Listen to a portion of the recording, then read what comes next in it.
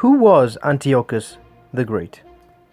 Antiochus III, or better known later as Antiochus the Great, was the sixth king of the Seleucid Empire and was the son of King Seleucus II. He came to power at the very young age of 18 after his brother Seleucus III was assassinated. In the following year, Molon, who was the governor of the Median province, rebelled and assumed the title of king.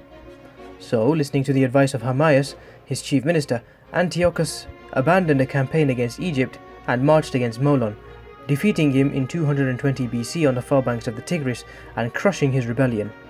Shortly after this, Antiochus had Hermias, his chief minister, killed, and thus rid himself of most of the previous administration's influences. In the same year, Achaeus, who was Antiochus's governor of Asia Minor, rebelled and proclaimed himself as king in Asia Minor. It seemed everybody wanted to be king. However, a mutiny in Achaeus' army prevented him from attacking Antiochus. Antiochus was now able to conduct what we know as the Fourth Syrian War, which lasted from 219 to 216 BC. He gained control of the Levant, the city of Tyre, and Ptolemais near Libya.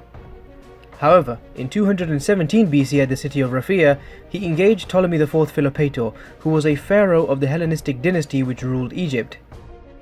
Ptolemy IV commanded an army numbering 75,000, whilst Antiochus commanded an army numbering roughly 68,000.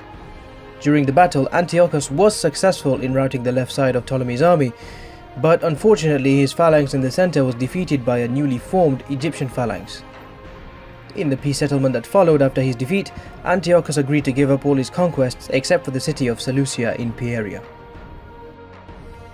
After the Syrian War, he proceeded against the rebel Achaeus in Asia Minor, and with the help of Attalus I of Pergamum, whom he forged an alliance with, he captured Achaeus in 213 BC in his capital of Sardis.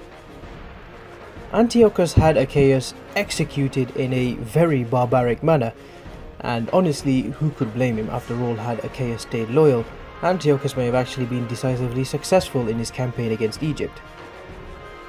Nevertheless, after the pacification of Asia Minor, he entered upon his later to be famous eastward campaign, where he pressed as far as India, just like Alexander the Great.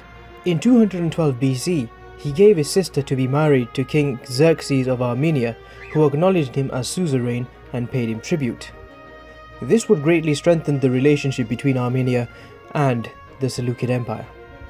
After this, he went on to occupy Hecatompylos, which was the capital of the Arsacid dynasty and ruled by the Parthian king Arsaces III. Antiochus forced Arsaces into an alliance with him in 209 BC, and the following year he would march on Bactria to crush a rebellion led by Euthydemus. After defeating Euthydemus, Antiochus would allow him to keep his royal title and to continue ruling, paying regular tribute to Antiochus' Seleucid Empire, of course. In 206 BC, he marched across the Hindu Kush into the Kabul Valley and attacked and defeated an Indian prince who ruled over the Kabul Valley. He went on to extort a large cash indemnity and many elephants from him before he left for his country. Let me just repeat that last part for you. He basically crossed into the Kabul Valley, picked a fight with an Indian prince, defeated him, extorted money and elephants from him, and then he just left.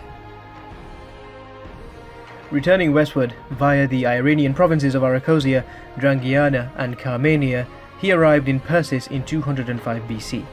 At this point, he had already established a magnificent system of vassal states in the east, and the Greeks would compare him to Alexander the Great himself, even giving him the surname the Great. Antiochus would adopt the ancient Achaemenid title of Megas Basileus, which meant Great King. After the death of Ptolemy IV, Antiochus made a secret treaty with Philip V, ruler of the Hellenistic kingdom of Macedonia, in which the two plotted the division of the Ptolemaic Empire outside Egypt. In case it wasn't clear by now, Antiochus had a real problem with Egyptians. While Antiochus went on to do his part successfully, Philip would run into conflict with Rhodes and Pergamum, both of whom appealed to Rome for help, and informed the Romans of the alliance between the two Hellenistic kings. Rome intervened, decisively, and Philip was defeated in the Second Macedonian War, which lasted from 200 to 196 BC. Antiochus took advantage of the Romans' involvement with Philip and marched against Egypt. The Romans sent ambassadors to Ptolemy V warning him of this, but they could not lend any serious assistance, and in 195 BC, Antiochus came into permanent possession of southern Syria, which had been fought over by Egypt and the Seleucid Empire for 100 years. He also came into possession of Egyptian territories in Asia Minor. In his insatiable expansionist drive, Antiochus occupied parts of the kingdom of Pergamum and other Greek cities in Asia Minor, and in 196 BC, he boldly, and I say this with utmost significance, he boldly crossed the Hellespont into Thrace, where he claimed sovereignty over territory that had been won by Seleucus I in the year 281 BC. This obviously led to a war of harassment and diplomacy with Rome. Rome demanded that Antiochus stay out of Europe and set free all the autonomous communities in Asia Minor. However, this would mean the actual disbanding of the western part of the Seleucid Empire, and this just wasn't an option for Antiochus, so he obviously refused such preposterous demands. Tensions with Rome increased drastically when the great Carthaginian general Hannibal himself, who had fled from Carthage in the aftermath of defeat by the Romans in the Second Punic War, found refuge with Antiochus in 195 BC and became his advisor. War with the Romans at this point was inevitable, and the Aetolians, discontent with Rome's growing influence in Greece, called upon Antiochus to be their liberator and appointed him commander-in-chief of their league. Macedonia, Rhodos and Pergamum all allied with Rome against him. Relying on the Aetolians, Antiochus landed in Demetrius in the autumn of 192 BC with only 10,500 men and occupied Euboea. But he found little support in central Greece. In 191 BC, the Romans, numbering more than 20,000, cut him off from his reinforcements in Thrace and outflanked his position at the pass of Thermopylae in Greece. With the remainder of his troops, Antiochus fled from there by sea to Ephesus. However, his fleet was wiped out by the combined naval forces of Rome, Rhodos and Pergamum.